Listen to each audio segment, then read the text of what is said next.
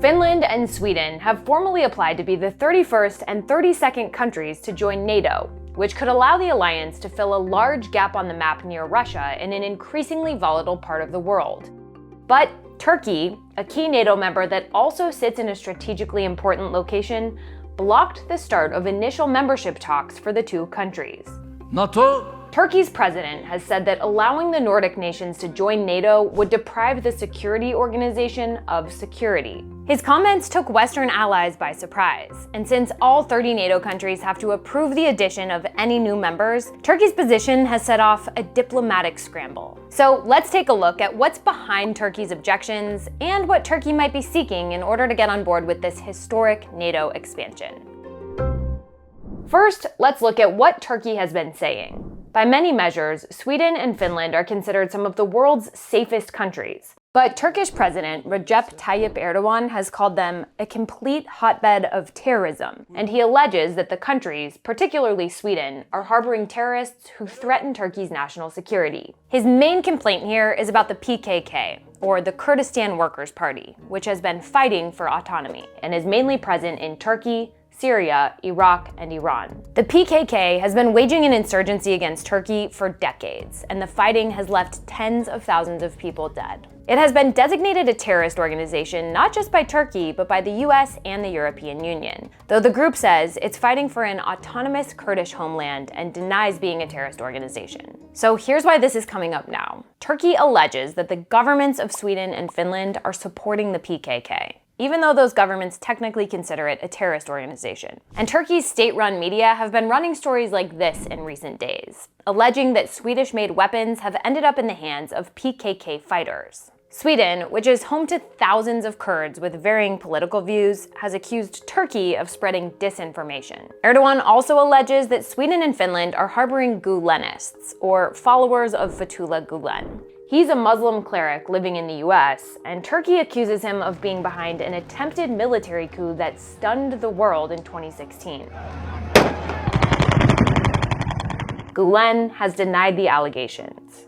To better understand Turkey's position on all of this, I called Aslı Aydın Taşbaş, a Turkish journalist turned senior fellow at the European Council on Foreign Relations.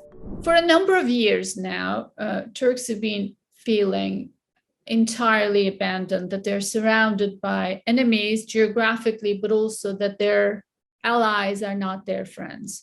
And this sentiment goes back to the failed coup attempt of 2016. It's partly real, partly paranoia, a mixture of history and recent events. But the net result is a government that feels it has to push back. Aslı says that Erdogan's issue regarding these terrorists and alleged terrorists goes beyond just Finland and Sweden. One particular source of frustration is that for years, the US and other Western nations have been partnered with Kurdish militants in Syria, including an offshoot of the PKK, in order to fight ISIS. Turkey considers these fighters to be terrorists. And after Turkey launched an offensive against Kurdish fighters in Syria in 2019, some European countries punished Turkey by restricting arms exports to the country. What is not clear is how much of this is about Sweden and how much of this is about broader set of grievances towards Turkey's allies. Plus, Aslı points out that next year is an election year in Turkey, and Erdogan is under immense pressure due to Turkey's faltering economy. That domestic pressure might be motivating Erdogan to secure concessions from the West. So what might those concessions be? For one, Turkey is pressuring Finland and Sweden to crack down on any media, organizations, and individuals allegedly linked to the PKK.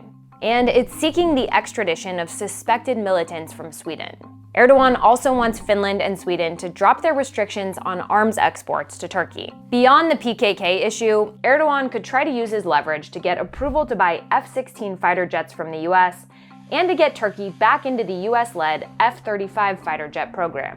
The US kicked Turkey out of the program after Turkey bought missile systems from Russia in 2019.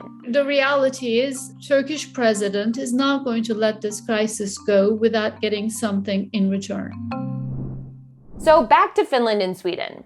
Officials from both countries have acknowledged Turkey's concerns. We take terrorism seriously.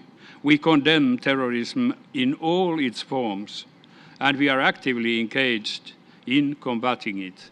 We are right now having a dialogue with all NATO member countries, including Turkey. Analysts say Finland is mostly caught in the crossfire when it comes to Turkey's allegations. But in Sweden, where there are 6 Kurdish members of parliament and sympathy for the Kurdish cause runs deep, officials could face a difficult balancing act in finding common ground with Turkey. A big NATO summit is scheduled for the end of June, so leaders and diplomats are facing pressure to get Turkey on board and resolve the issue before then. We are determined to work through all issues and reach rapid conclusions. Despite the holdup, NATO leaders say they expect Turkey to come around on voting yes to a historic NATO expansion, an expansion prompted by Russia's war in Ukraine.